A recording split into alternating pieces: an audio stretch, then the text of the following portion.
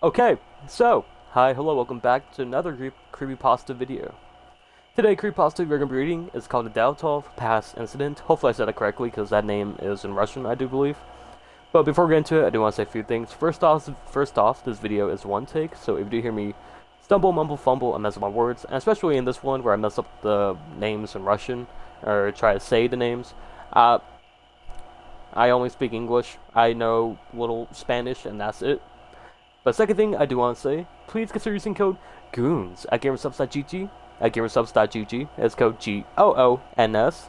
You get 10% off at checkout. Gamersubs is the equivalent of Kool-Aid for adults. They have non-caffeinated and caffeinated versions of their drinks, and they're really good. They have drinks inspired by your favorite content creators, such as the Russian Badger, Jay Schwat, and Shy Lily, and of course the Goons, which is McNasty, Blarg, Dew, and Soup. So if you're interested in that, go check it out. The link should be at the top of the description. And while you're down there, go check me out on any other things, and, maybe leave a like and subscribe. I do have a lot of other creepypastas I've done in the past, so go check them out. Okay, so, outside of that, let's get into it. This is the Dyatlov Pass Incident.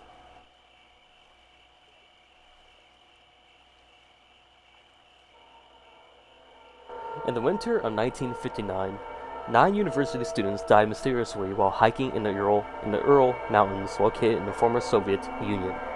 Details never leaked out to the public until well after the fall of the Iron Curtain, due to the unusual circumstances contained in the report. The bodies of hikers were found not far from their camp, which had been nearly destroyed. Investigators followed footprints to what looked to be the site of a small bonfire in the first 2 bodies. Inexplicably, they were clad only in their underwear, despite the bitter Russian winter. It was as if some force drove them from their camp before they could even dress. 3 more were found in a different location, looking as if they were trying to return to their doomed campsite after their companions succumbed to hypothermia. None of the bodies were dressed for winter, some without even shoes, and others with only strips of cloth on their feet torn from the clothing of the already dead. If the circumstances were unusual, the autopsy proved to be completely bizarre. One of the students had major fractures to his skull, and another 2 had their ribs completely smashed. There was no external wounds or trauma were found. Medical experts compared the injuries to a high-speed car crash, stating it will be impossible for another human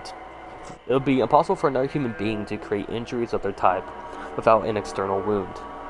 Another camper, who was a young woman, had her tongue missing. While investigators initially suspected foul play, no footprints were found near any of the bodies other than the students' own. Adding to the mystery, the bodies were all shown to have high levels of radioactive contamination. 9 years after the incident in the Ural Mountains, another group of hikers were found dead, this time in the Caucasus. The incident occurred in late summer this time, however many similarities were present. The hikers' campsite was found destroyed and the campers were forced to flee with little or no provisions. Rather than being spread out, the bodies were all found within a dozen yards of each other in a nearby clearing. The scene was described as horrifying by the police. The bodies were positioned as if thrown at a great speed, and postured as if their bones had been smashed to splinters. The results of the medical investigation were immediately sealed by the Soviet government. Again, each of the 6 bodies presented high doses of radiation, despite a normal background radiation level near the site of the deaths. During autopsy, the medical examiner discovered that the initial description of the hikers' bones being smashed was incorrect. Their entire skeletal structures were missing, despite having no external wounding whatsoever. High levels of calcium and other nutrients were found in their blood and surrounding tissues. It was as if something had somehow rapidly liquefied the victim's bones.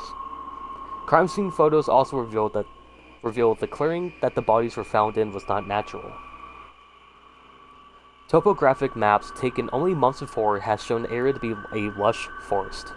Entire trees were smashed to splinters in a path more than 20 meters wide and over a 200-meter area.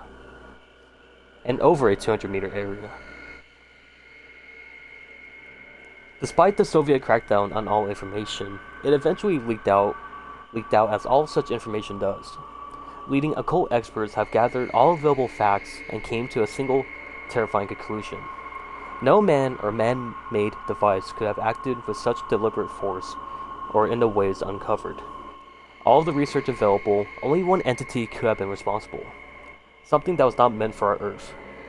Something that struck fear into the heart of a certain insane Arab.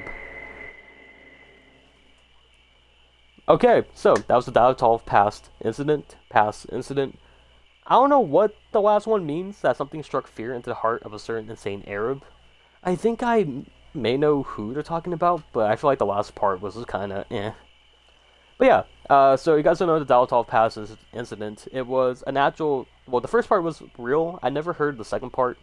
But yeah, it was a group of campers for university. It was a couple guys and a girl and the teacher. They went out hiking in the winter and then they just died.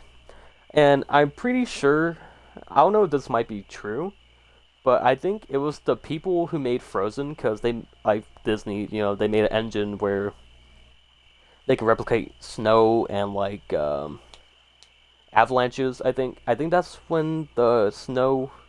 I think it's avalanches. Hold on. But yeah, it was people who made Frozen. They have a really good. They have a really good. It is avalanche. Okay. They have a really good snow simulator where they recreated what happened and it matched up perfectly to how the original group of people died, since they don't really have any, as mentioned in the story, no physical like bruising or stuff like that. Says I'm pretty sure snow can pretty much takes the impact. It's like getting hit by a phone book. It won't leave a bruise, but it will hurt you a lot, since it has enough space to really apply all the pressure or the force. I think I'm not a scientist. I'm just remembering the best that I can. But yeah, but a lot of people have theories how like, oh, it could be a Yeti. This theory is some demonic entity that came out and now scaring some certain Arab guy. I have no idea who that is, but yeah. So that's kind of like what it is. The second part, I never heard of this before. This could be entirely made up for the creepypasta, and this not really is a creepypasta, since it is based off a true thing. I think Wendigoon did a full video on it. If not, I'm pretty sure the Lore Lodge did. Go check out the Lore Lodge and Wendigoon. They make amazing videos. And they definitely go more into detail than I do. I don't have a script ready for anything. I'm just going based off information I heard in the past. So yeah, it's pretty cool. But yeah, hopefully y'all enjoyed this little creepypasta and stuff like that. I thought that would be pretty cool to, read it all to you. I don't have anything else to say. I did mention I do have a playlist. It should be popping up soon on the screen. Either it does, it shows Eyeless Jack and or Jeff the Killer. If you're interested in that, go check it out. Click that, and you'll see all my recent creepypasta videos. It'll be my oldest ones to now. So it's pretty cool. And yeah, all my links are down below. Go check out Gamer Subs. I'm not sponsored by them, but if I keep shelling out their company, they could give me a sponsorship because I need money. I'm trying to get a PC. So yeah, that's unrelated though. But overall, if you did enjoy, please like and consider subscribing. It means a lot to me that you made it to the end of the video, so thank you. And yeah, I have nothing else to say. So I do want to say thank you guys all so much for watching, and I'll see you guys later. Bye everyone.